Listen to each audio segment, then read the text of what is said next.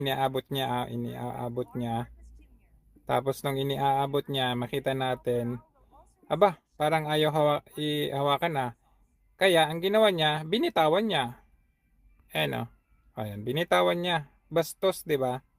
Bastos na, tamad na, maarte pa. Ayan o, iniaabot niya, tapos hindi binitawan kasi. O, tapos ayan, ganyan siya.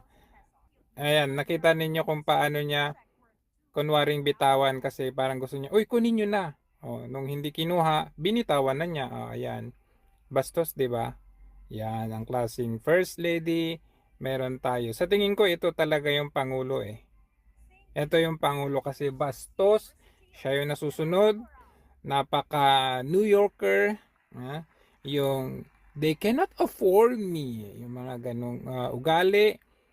Sa bagay, hindi tayo magtataka dahil ginawa nga ito sa